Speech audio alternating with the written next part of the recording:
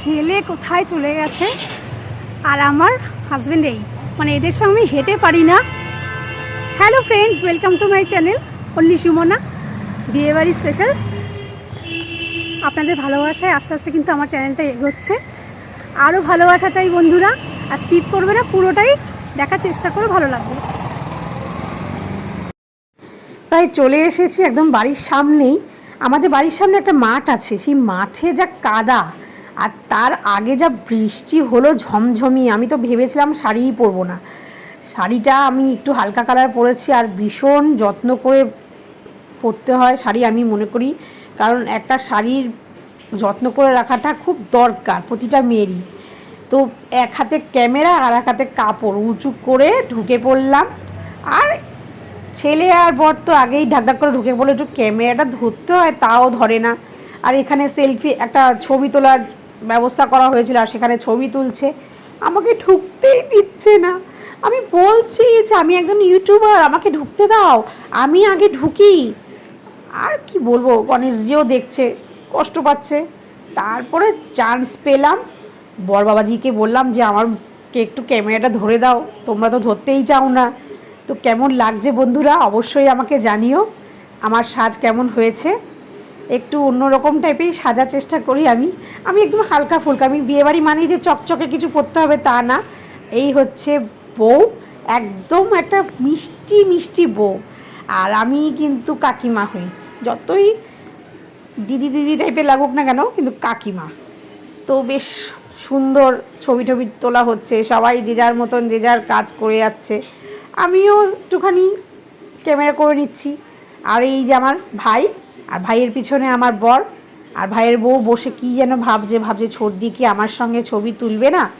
আমি বললাম দাঁড়া, ছবি তো তুলবই, ছবি না তুললে হয়, আগে একটুখানি ভিডিওটা করে নিই, দেখি কে কী করছে। কাচের ঘর দিয়ে কিন্তু আমি ভিডিও করছি আর দেখছি কে কী করছে, কার কী এক্সপ্রেশন, কার কী কীরকম। আর এখানে তো সবাই আমার সিনিয়র হয়, তবুও আমাকে খুব ভালোবাসে।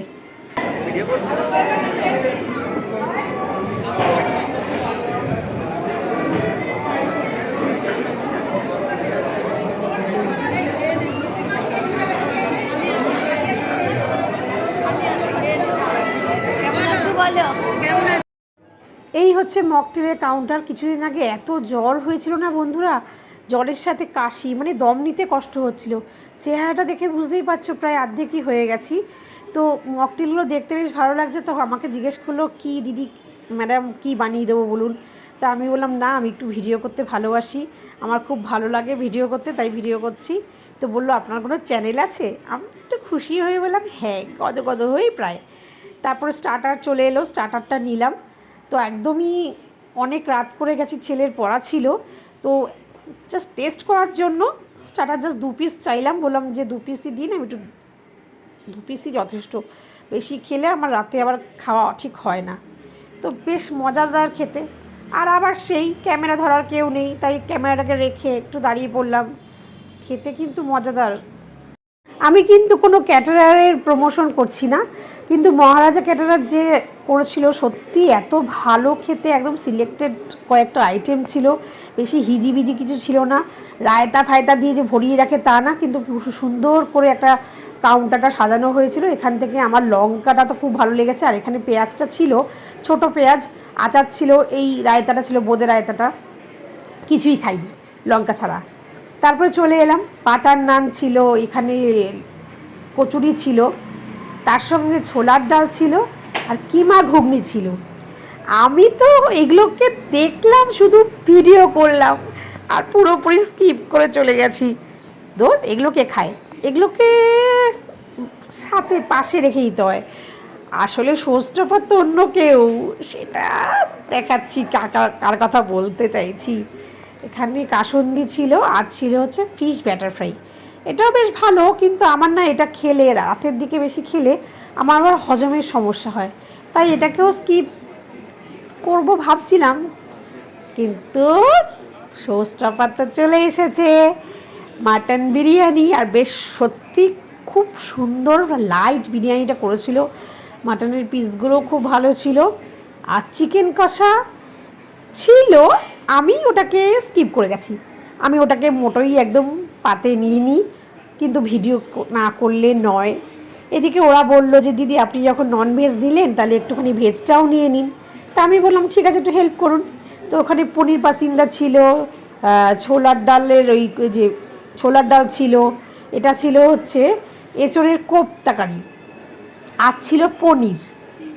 টেস্টি, সত্যি টেস্টি।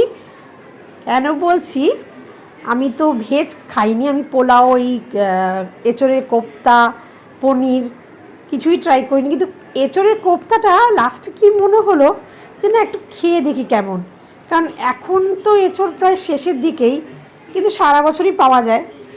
তো এই আমি অল্প মতো নিয়ে নিয়েছি, কারণ হজমটা করাটা দরকার। তো অল্প করেই বললাম যে আমাকে আলুটা বড় করে দিন, মাংস দিলে দিন, না কম দিলেও চলবে, কিন্তু জোর জবরদস্তি একটা দিয়ে দিল। আর খাবার নষ্ট করতে না আমার একদমই ভালো লাগে না। আমি যে খাচ্ছি সেটাও একটু প্রমাণ দেখানো দরকার, তাই এই যে বসে পড়েছি। আর আমার ছেলেও খেতে বসে গেছে, কারণ যতই হোক একটু বড় হয়ে গেছে, কিন্তু দেখতে হয় তো মাদের যে ঠিক ঠিক করে আমার ছেলে খাওয়া দাওয়াটা করছে কি না। আর পাশে আর ওর বন্ধুরা মানে দাদারা, আর মিষ্টির দিকে খুব ভালো ভালো আইটেম ছিল, মাখা সন্দেশ ছিল, আর ছিল বেকড রসগোল্লা। তা আমি বললাম আমাকে দুটো পাঁপড় দিন না। চাটনি ছিল হচ্ছে বেশ আমসত্ত্ব খেজুরের, কিন্তু আমি নিয়ে নিই, তাতে আমি চাটনিটাকে অ্যাভয়েডই করি। তো বেকড রসগোল্লাটা তো উফ জাস্ট ফাটাফাটি। তো পাশে আমার ভাইয়ের বউ চলে এসছে, তো আমাকে জিজ্ঞেস করছে, আমি বললাম তুই খেয়েছিস? ও বললো না আমি একটু পরে মিষ্টিটা খাবো। আলাম খা, ভালো লাগবে। আমি তো আমার কাজ করে যাচ্ছি, আর সেই একই ব্যাপার, দেখো ক্যামেরা ধরার কেউ নেই, বড়ও নেই ছেলেও নেই, আর যার কেউ নেই সে তো নিজেই আছে। তো একা একাই আমি ওটা সেট করে নিয়ে ভিডিও করতে শুরু করে দিলাম। তো এখানে হচ্ছে আমার ছেলের বন্ধুরা, ওরা বেশ আইসক্রিম খাচ্ছে, কিন্তু আমি তো আইসক্রিমটা খাবো না। আমার গলায় সত্যি খুব সমস্যা, কাশিটা এখনও ঠিক করে কমেনি, গলার ভয়েসটা বুঝতেই পারছো এখনও কেমন ভারী ভারী। ম্যাচিং ম্যাচিং হয়ে গেছে মাখা সন্দেশ আর তোমার শাড়ি।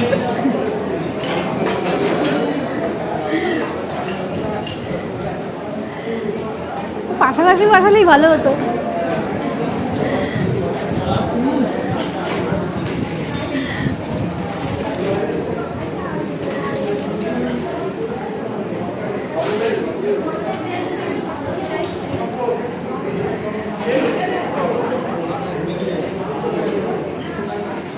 ভেজ কাউন্টার রাখবো?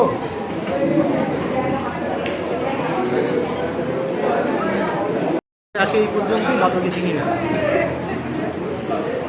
কিছু বলছো? যা বললাম, হ্যাঁ ভালো করে একদম আঁচলের তলায়। কি না বলছিস না হ্যাঁ বলছিস? হ্যাঁ বলছিস।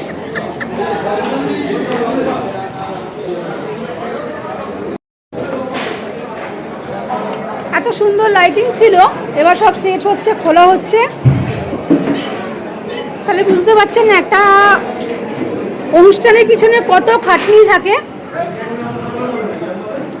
এখন রাত্রি 12টা বেজে গেছে, পুরো লাইট খুলবে, তারপরে ওরা বাড়ি যাবে। Hats off.